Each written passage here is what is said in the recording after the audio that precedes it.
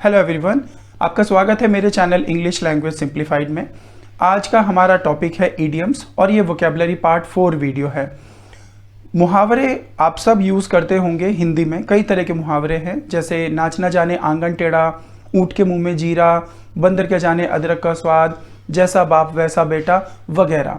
इसी तरह अंग्रेजी भाषा में भी कई सारे ईडियम्स हैं जिनको अगर हम सीख लेंगे तो हम इनका प्रयोग अपनी भाषा में कर सकते हैं, क्योंकि वोकेबलरी में ईडियम्स भी आते हैं।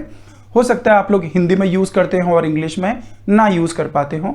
आई would request that you start using a few idioms in your day to day conversation as well. जब भी आप हिंदी में कोई मुहावरा यूज़ करने का मन कर रहा है, कोशिश करिए आप उसका इंग्लिश वर्जन आप यूज़ करके देखें। तो मुहावरे भाषा में क्यों प्रयोग किए जाते हैं? जब हम कोई बड़ी बात को कम शब्दों में कहना चाहते हैं तो हम मुहावरा का प्रयोग करते हैं। इडियोमेटिक लैंग्वेजेस को कहा जाता है या इडियोमेटिक एक्सप्रेशंस कहा जाता है। तो आइए कुछ कॉमन ईडियम्स हम पढ़ते हैं। अच्छा, ईडियम्स का कभी भी ट्रांसलेशन नहीं होता है। कुछ हिंदी में ईडियम्स हैं, कुछ अंग्रेजी में ईडियम्स हैं, तो उनको अगर पैरेलल रखा जाता है तो जिनके सिमिलर मीनिंग्स हैं उनको हम लोग साथ पढ़ लेते हैं। तो अगर हम कहें ऊँट के मुंह में जीरा, तो इसको इंग्लिश में कहते हैं a drop in the ocean. तो ऊँट के मुंह में जीरा का हम लोग ट्रांसलेशन नहीं बनाएंगे। वी विल सिंपली लर्न कि अंग्रेजी में इसी एक्सप्रेशन को कैसे कहा जाता है। या फिर जैसा बाप वैसा बेटा, इसको हम लोग एज फादर एज सन कह देते हैं। तो आइए कुछ और ईडियम्स हैं, कॉमन ईडियम्स, जिनको हम समझते हैं और कोशिश करेंगे कि इन ईडियम्स को हम अपनी भाषा में प्रयोग कर पाएँ।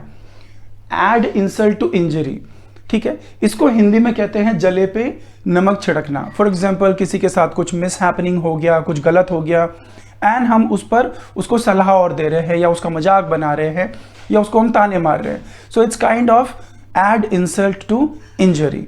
सो how can we use that in a sentence? Stop adding insult to my injury.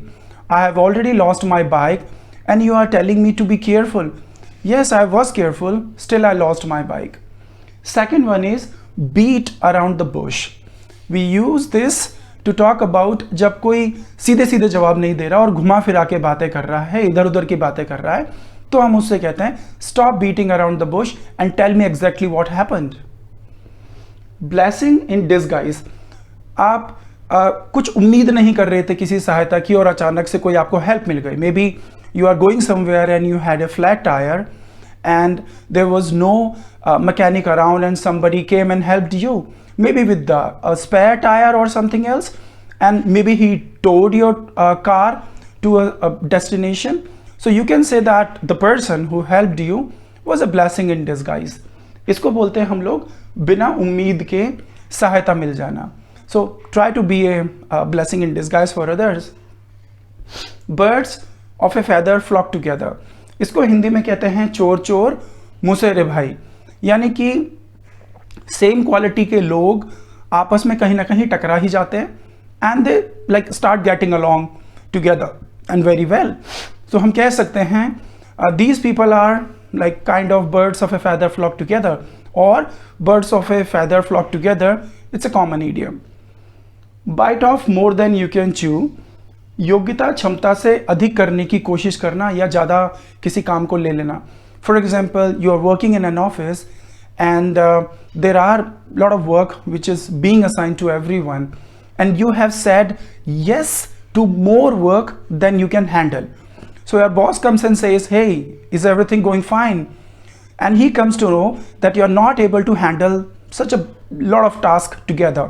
So he can tell you, you are trying to bite off more than you can chew. So be careful, learn to say no to things that you are not able to handle. तो ये कुछ common idioms हैं जो कि vocabulary part 4 में आते हैं। आप इन्हें पहले भी सीख सकते हैं। So there is no hard and fast rule that you have to learn these idioms in part 4. You can learn them at the beginning as well. But sequence वही एक tried and tested है, जिसमें आप basic words पहले सीखते हैं word family के अंदर। दूसरा आप सीखते हैं आइसोलेशन वर्ड्स या एडवांस्ड वोकेबलरी, जो कि बहुत कम इधर उधर दिखाई देती है या उसका यूज़ थोड़ा कम है क्योंकि वो एडवांस्ड वोकेबलरी में आती है। तीसरा था आपका phrasal verbs. If you remember, phrasal verbs जो होता है वो भी एडवांस्ड वोकेबलरी का पार्ट है। कुछ फ्रेजल वर्ब्स हम ऑलरेडी यूज़ करते हैं। फिर फोर्थ हमारा है idioms। तो ये 4 जब तरह की वोकेबलरी आप सीखेंगे तो आपको लगेगा यस आप चारों तरह की वोकेबलरी को रीडिंग में समझ पा रहे हैं। If somebody is using these vocabulary and you are able to understand when you are listening to them, and you can write these vocabulary in your articles, in your mails and your write-ups if you are writing something, and similarly you can use these kind of vocabulary in your speaking as well. So I request अगर आपने previous videos नहीं देखी हैं जिसमें word family, phrasal verbs, isolation verbs नहीं देखी हैं तो आप उनको चैनल पे जाके आप दूसरी वीडियोस देख सकते हैं। Then you will be able to understand कि चारों तरह की वोकेबलरी से कैसे आपको फ़ायदा पहुंचेगा। I hope you like the video, kindly subscribe and like. Thank you.